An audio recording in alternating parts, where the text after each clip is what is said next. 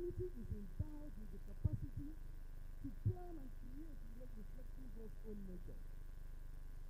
The nature of God as a thinker and creator places a responsibility on humanity to imitate his intentionality in our lives.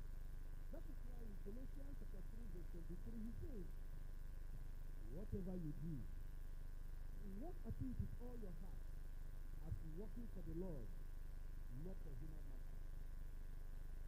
This instruction therefore calls believers to approach every aspect of work, relationships, personal growth, and societal contributions with the same thoughtfulness and dedication that God displayed in creation. In Romans chapter 12 verse 3, Paul urges Christians to be transformed by the renewing of their mind, a reminder that human development begins with the transformation of our thinking. In today's modern discourse,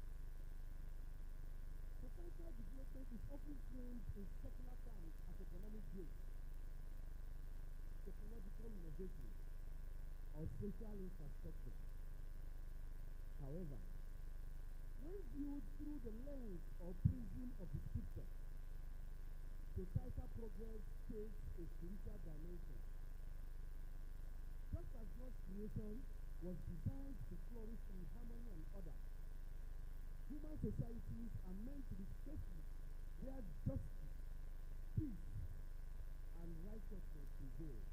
In fact, the Bible in Isaiah 9 verse 7 speaks of the Messiah, saying, of the greatness of his government and peace there will be no end. He will reign on David's throne and over his kingdom, establishing and upholding it with justice and righteousness from time on, even forever. This passage therefore connects the reign of Christ, a time of ultimate societal flourishing, with the principles of justice and righteousness. As such, any effort to develop society that disregards these values is ultimately flawed. God's thoughts, as revealed in his word, provide a blueprint for what societal progress should look like. Governments and leaders are called to live justly, reflecting the righteous governance of God. Citizens are called to contribute to the common good, living out the virtues of compassion and love for neighbors. In this sense, societal development is not a secular pursuit, but a spiritual one, deeply tied to the wisdom and plan of God. Governments derive their authority from God to promote good and restrain evil. This mandate is especially stated in Romans chapter 13, verse 1 to 7. And elsewhere, Paul urges that prayers be made for kings and all who are in high position, that we may lead a peaceful and quiet life. So Paul therefore understood the need for Christian participation in government. In Genesis, the command to fill the earth points to humanity's responsibility to populate the earth.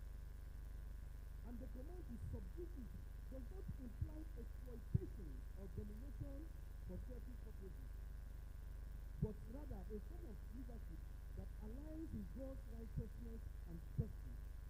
It implies that humans must act with intentionality, care, and responsibility, managing both the natural and social environment in ways that are sustainable and just. What then is the connection between religion and development? We will reach that gap now. Religion is the basis upon which social trust is built in many communities, especially among African communities. Through religion, there are emotional linkages between people, their identity-seeking behavior, and the key role of shared partnership relationships. With religion defying secularism in the developed and developed nations, it is imperative that religion must be taken as a serious resource and partner in development planning and execution of government policies and agenda. Besides the profound influence that religion has on politics, it can also impact social transformation and economic development. Like Max Weber said and observed, religion, particularly the Protestant Reformation, was partly responsible for the rise of capitalism. Hence, the social influence of religion cannot be overemphasized. Religion provides a moral and ethical foundation that can constrain individuals and social policies. Values such as justice, compassion, community support, and fairness are emphasized in many African religions. In countries like Senegal and parts of northern Nigeria, Islamic principles of social justice have shaped the community behavior herein. Missionaries and religious groups were among the first to establish schools across the continent in Africa. I just heard in the synod briefing that the Diocese of Ebu is actually responsible for the Ebu Girls College, if I'm not mistaken. Exactly. The Anglican Communion and Catholic Church, for example, operates thousands of hospitals and clinics across Africa, particularly in countries like the Democratic Republic of Congo, Nigeria, and Kenya. In a country like Nigeria, for example, where about 98.7% of its population practice either Christianity or Islam, it is indisputable that religion plays a significant role in the lives of its citizens. Since Nigeria attained independence in 1960, the country has continued to contend with many challenges in nation building. Despite the country's oil wealth, it is still one of the poorest countries in the world, where 1 in 3 children are out of school, about 10.2 million children at primary school level, and 8.1 million children at secondary school level. Youths have no access to quality education, and majority are unemployed. Educational institutions are without enough infrastructure, inadequate access to safe drinking water, good roads, and standard health services. Also, an array of problems such as insecurity, kidnappings, armed robbery, as well as unsteady electric power supply have been crippling the political, economic, and social life. Many have attributed the cause of these challenges to a lack of good governance at all levels, whether within the military or democratic dispensation. Chinachebe observed that the failure of Nigeria as a nation is not in the system, but rather in the caliber of persons entrusted with the management of the nation's vast human and material resources. Nigeria can be best seen in comparison with its pre-independence contemporaries like Singapore, Malaysia, or even South Korea. These are called the Asian tigers. Before becoming an oil-dependent country, Nigeria's foreign earnings were primarily based on agriculture, with the export of produce like cocoa, cotton, palm oil, rubber, groundnuts. But for the Asian tigers, agriculture was also a key component of their development in the early stages. So South Korea invested 30% of aid from the United States into agriculture, making it easier for agriculture to be done on a large scale. Similarly, Taiwan was an exporter of rice, sugar, and pineapple. Currently, South Korea's GDP is around $1.6 trillion,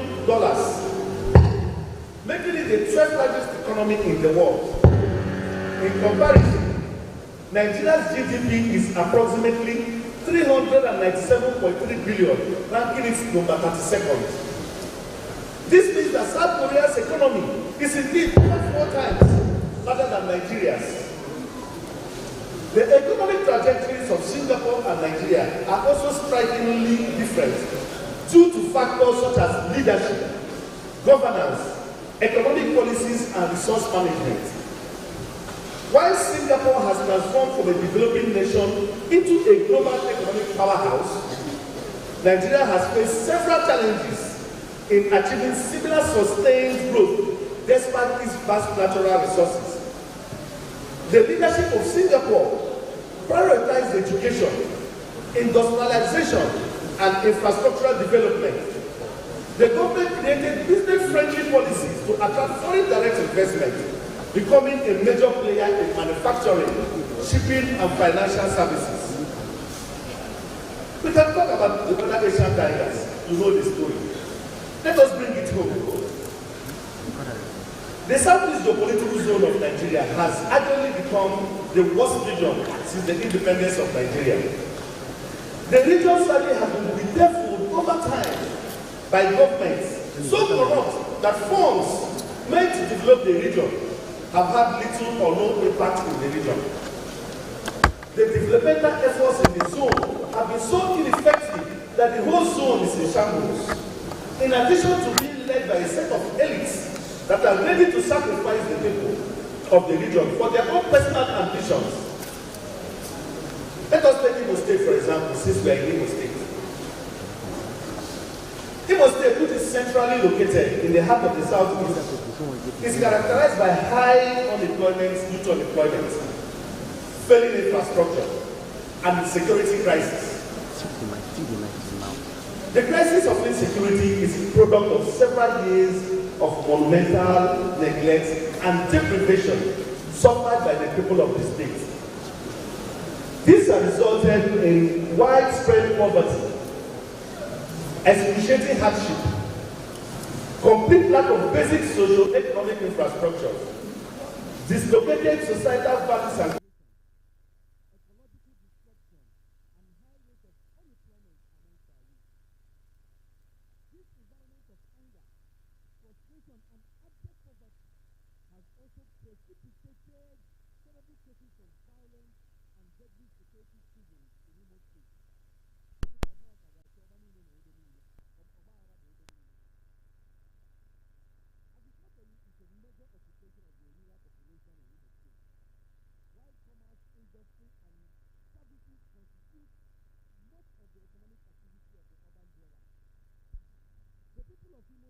are very entrepreneurial and largely dominate the informal pharmaceutical drug market in Nigeria. Aside from natural resource endowments, Imo State has immense potential for tourism too. The state also has potential for agro-based and agro-allied industries, chemical and petrochemical industries, non-mechanical mineral-based industries, engineering and mechanical industries. Like most of the states in the southeast, Imo State shares in the paradox of many rich people in a poor state. This is because the businesses of the rich and elite are outside of the state. Indeed, most of the rich Imo citizens are mere visitors in their state. Much of the skilled workforce are in the diaspora. Imo State is now a net exporter of skilled workforce to the rest of the country and the world. The Igbo economy in layman's terms has been in consistent decline since 2020 and is currently adjudged the worst performing in the southeast. Imo State survives 85% on federal allocation and 15% on internally generated revenue. The state domestic debt has increased by 40.7% on a yearly basis from 120 billion as at the end of 2020 to 210.39 billion by June 2022. The 2024 ability year. The educational landscape in Imo State, Nigeria, particularly in its public primary and secondary school, has been facing significant challenges.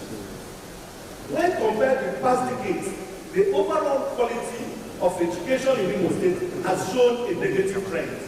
The neglect and near collapse of the education system in Imo State casts a shadow of uncertainty over the future, fostering hopelessness, joblessness, and insecurity. The state education system is suffering from a loss of confidence, primarily among the political and elite class. Over 95% of these elites opt to educate their children in private primary schools and secondary schools at home and abroad, including leading to a lack of serious policy discussions about education in Imo State. schools you see are underfunded, with overcrowded classrooms, mostly attended by children of the poor. We can't even begin to talk about the deplorable treatment of teachers in the state. The irritating irony is that most of these public servants and politicians that have destroyed these public institutions benefited from the public system, from the public education system in the past. And to further show their disdain for the suffering masses, an investigation of the ownership of these private schools will reveal that many of them are owned by those that have rendered public schools desolate, thereby forcing you, the poor masses, and me to patronize their schools. A case of robbing Peter to pay Paul. Despite having a high literacy rate, the educational progress in Imo State has been stagnating, with little commitment to improvement. The deepening crisis in the education sector is further exacerbated by the political elites' lack of focus on the more important things, rather they focus on elections and politics, often at the expense of education. The rich and middle classes, by sending their children to private schools, both domestically and abroad, are creating a widening gap between the poor and the rich, thus perpetuating inequality. Education, which once used to be a great equalizer, is no longer serving its purpose effectively in Imo State. Over the years, the state government's budgetary allocation to education has been below UNESCO's benchmark of 26% of annual budget to education. In 2024, for instance, Imo State's government's allocation to education is 42.23 billion, which is less than 10% of the state's approved budget of 592 billion. I will argue today that development is embedded in education, and a society that aims to develop cannot pay lip service to the education of its citizens. In fact, the education of the people is an ecclesiastical duty that must not be neglected. It is noteworthy that even our sacred texts, as Christians, and even the ones of Muslims, emphasize the importance of education. Let us come to the Bible again. In Proverbs chapter 1, verse 5, the wise King Solomon said, "A wise man will hear and will increase learning. A man of understanding shall attend unto wise counsels."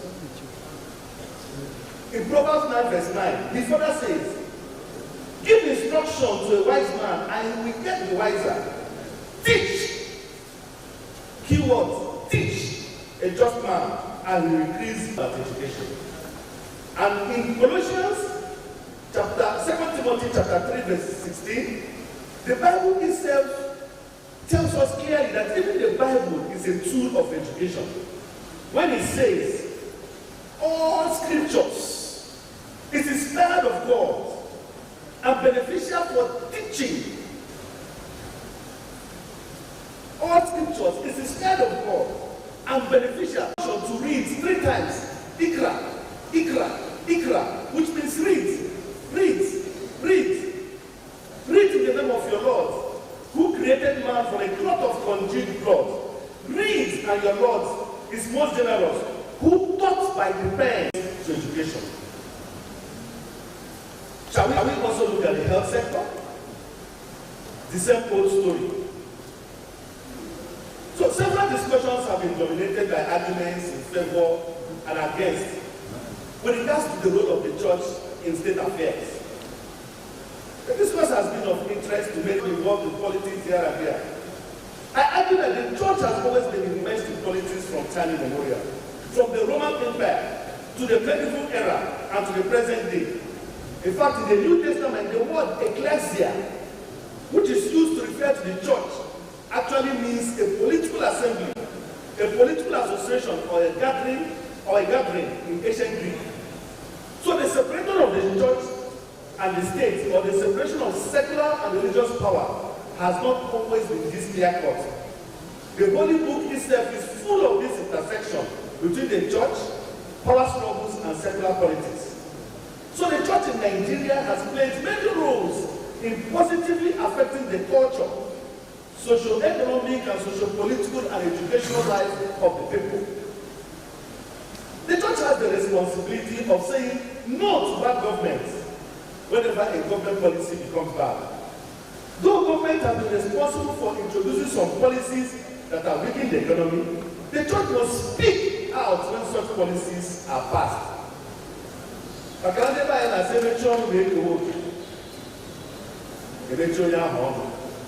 So the church has to speak.